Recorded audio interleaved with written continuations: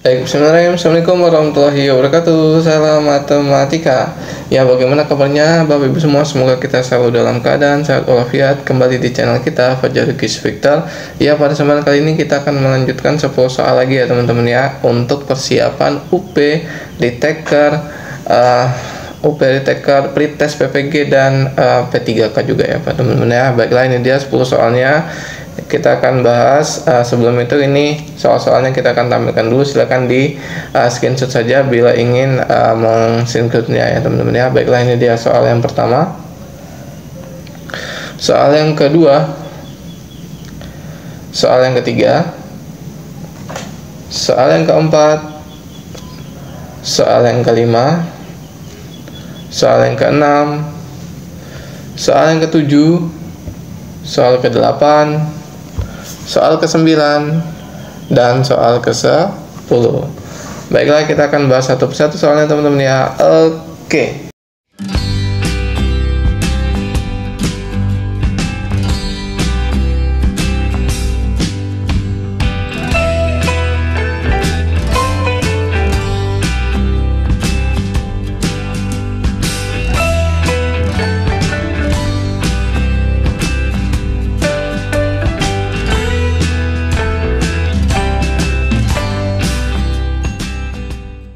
A few moments later. Baik, untuk soal yang pertama yaitu nomor 11 di sini ya, saya bacakan dulu. Pendidik menguasai bidang keilmuan lain yang menunjang proses pembelajaran merupakan kompetensi A. Pedagogik, B. Profesional, C. Kepribadian, D. Sosial, E. Budaya. Oke, di sini jawabannya itu adalah yang A ya teman-teman ya. Karena di sini kompetensi pedagogik itu pendidik merupakan kemampuan atau keterampilan pendidik yang bisa mengelola suatu proses pembelajaran atau interaksi belajar mengajar dengan peserta didik. Maka di sini jawabannya adalah yang A. Oke, kita lanjut ke nomor berikutnya, soal yang kedua. Manakah cara yang paling efektif dan bermakna dalam mengkomunikasikan hasil penilaian harian atau capaian sementara kepada peserta didik dan orang tua? A. Menggunakan angka-angka dan peringkat sementara peserta didik dalam kelas. B. Menggunakan angka-angka tanpa disertai peringkat. C. Dalam bentuk kategori A sangat bagus, B bagus, C kurang, D kurang sekali. D. Dalam bentuk angka KKM yang dicapai pada mata pelajaran dan kelulusannya.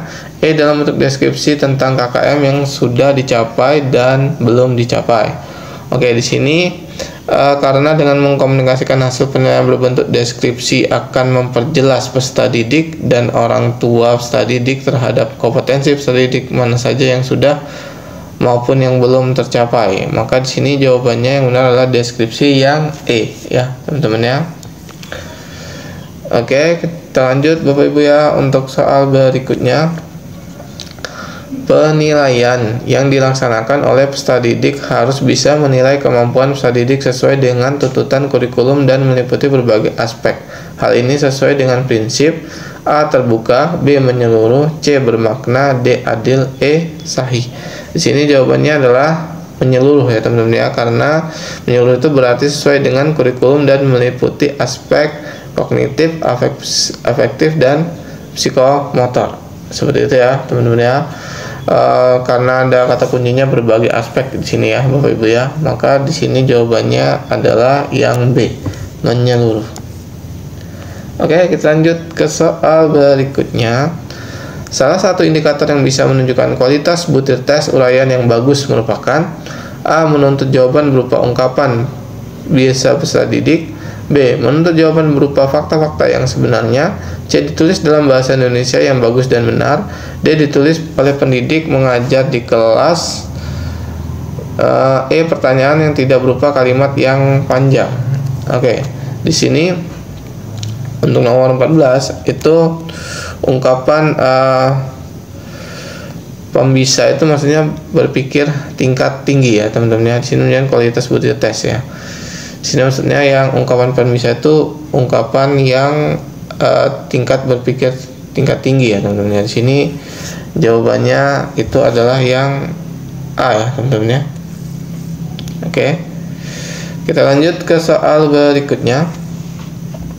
Berikut ini merupakan faktor-faktor yang perlu diperhatikan dalam pengembangan kisi-kisi tes uraian, kecuali A. Penentukan alokasi waktu, B. Penentukan pokok bahasan, C. Menentukan indikator tujuan, D. Pendistribusian soal.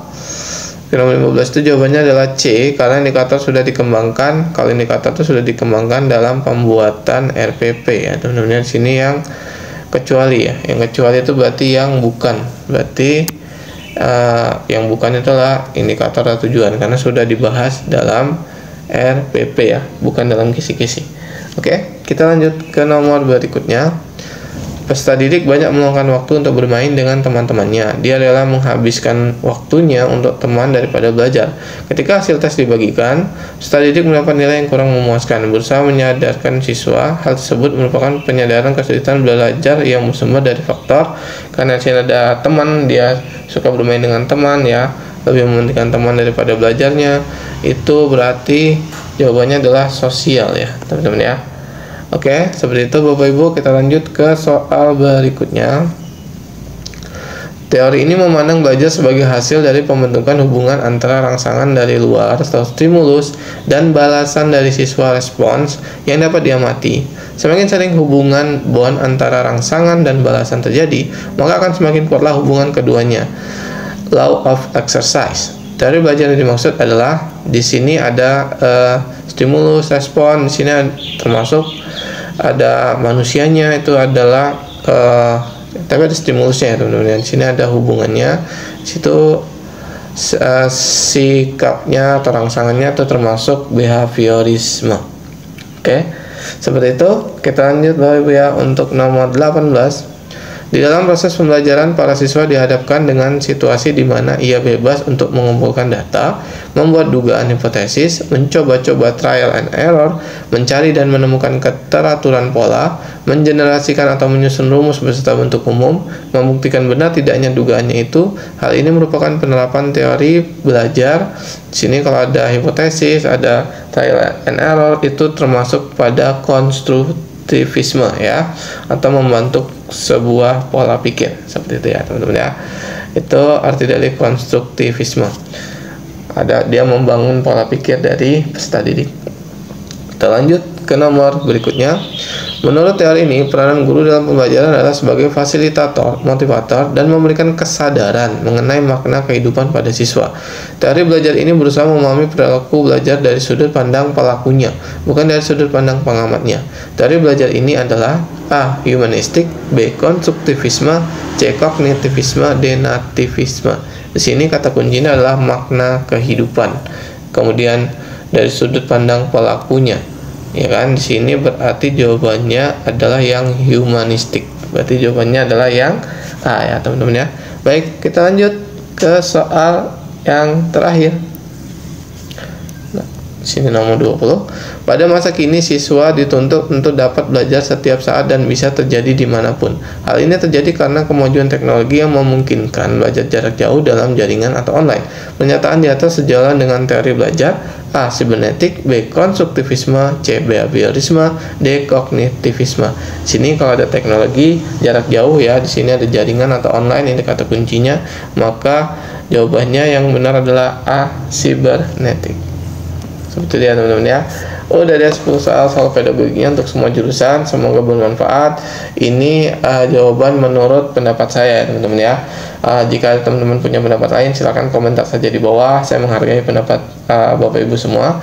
Oke, baiklah Bapak Ibu yang belum subscribe, silakan subscribe dulu ya, karena subscribe itu gratis. Jika banyak yang subscribe, kita akan selalu semangat upload video terus. Dan Bapak Ibu tidak ketinggalan ketika kita upload video terbaru. Bantu channel ini berkembang dengan cara like, komen, dan share ke teman-teman kita semua. Baiklah, sampai di sini dulu. Kurang lebih mohon maaf. Saya kiri wabillahi taufiq wal hidayah. Assalamualaikum warahmatullahi wabarakatuh. Salam matematika.